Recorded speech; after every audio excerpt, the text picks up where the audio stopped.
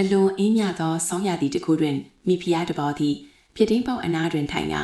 အချီသည်အဝတ်ချုပ်နေချိန်မတော်တဆအထင်လက်ချောင်းကိုစိုက်မိသည်ဖြင့်သွေးနီတောက်တောက်အဆက်အနှဲငယ်သည်အဖြူရောင်နှင်းပေါ်သို့ကျသွားခဲ့သည်အနီရောင်နှင့်အဖြူရောင်တို့၏ထင်ရှားသောလှပမှုကိုကြည့်ရင်မိဖုရားသည်မိမိကိုယ်ကိုတိတ်တဆိတ်ပြောဆိုလိုက်ပါ၏နင်းကဲ့သို့ဖြူစင်သောအသားအရဲသွေးကဲ့သို့နီရဲသောနှုတ်ခမ်းကျွမ်းနဲ့တစ်သားလိုအမဲရောင်ဆပင်ရှိတဲ့ကလေးတစ်ယောက်ရရင်ကောင်းမယ်ဟုဆုတောင်းလိုက်ပါ၏မကြခင်အချိန်တွင်မိဖုရားသည်ကလေးမလေးတစ်ယောက်မွေးဖွားလာပြီးမိမိဆုတောင်းခဲ့သလိုပင်အလွန်လှပပြီးအသားအရဲမှနင်းလိုဖြူစင်ပြီးနှုတ်ခမ်းမှနီရဲကစပင်မှအမဲရောင်ဖြစ်ပါတယ်သူ့ကို Snow White လို့နာမည်ပေးခဲ့ပါတယ်ထို့သောပျော်ရွှင်မှုသည်ကြာရှိမခံခဲ့ပါကလေးမွေးပြီးမကြခင်မိဖုရားသည်ကွယ်လွန်သွားပါတယ်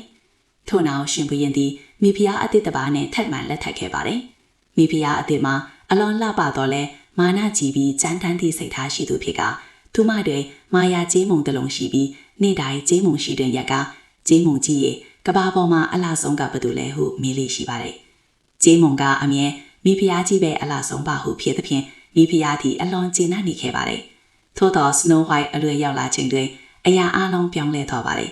အသက်9နှစ်သာရှိသေးတော့လဲ Snow White သည်မိဖုရားထက်ပိုလွတ်ပါနေပါတယ်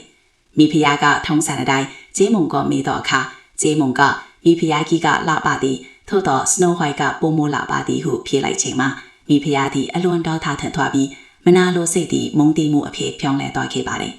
နောက်ဆုံးတွင်မုတ်ဆိုးသည့်အောက်ကိုခေါ်ပြီး Snow White ကိုတောထဲခေါ်သွားပြီးတက်လိုက်ပါဟုအမိန့်ပေးပါတယ်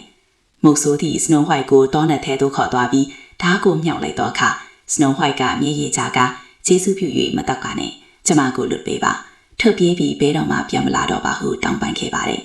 မုတ်ဆိုးသည်သူမ၏ဖြူစင်သောမျက်နှာကိုကြည့်ကတနာမိသဖြင့်ထွက်ပြေးသွားပါဘဲတော့မှပြန်မလာပါနဲ့ဟုလွတ်ပေးလိုက်ပါတယ်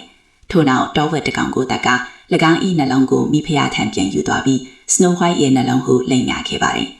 မိဖုရားသည် Snow White တည်ပြီးဟုယုံကြည်ပြီးအလွန်ပျော်ရွှင်သွားခဲ့ပါတယ်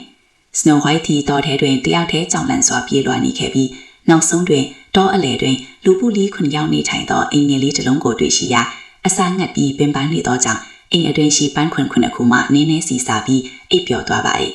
ညနေတွင်လူပုလီခွန်ရောက်ပြန်လာကြပြီး Snow White ကိုတွေ့ရှိ၍သူမ၏ဇလံကိုကြားပြီးနောက်ကျွန်တော်တို့ကကောက်ွယ်ပေးမယ်ဟုပြောကြတာ Snow White နှင့်အတူပျော်ရွှင်စွာနေထိုင်လာခဲ့ကြခဲ့သည်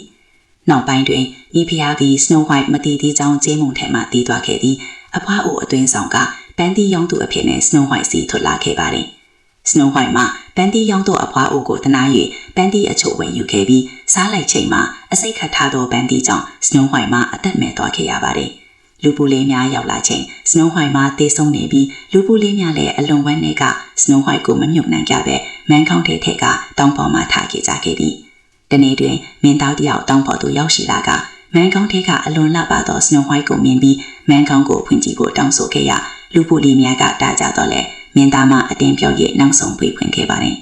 မင်းသားမမန်းကောင်းကိုဖွင့်၍ Snow White လေးကိုခေါင်းမှနီ၍အနှဲငယ်မှန်ကြည့်လိုက်ခြင်းလဲချောင်းထဲမှပန်းတီဟာမတော်တဆထွက်ကြလာခဲ့ပြီး Snow White မှာပြန်လဲတတိယလာခဲ့ပါတယ်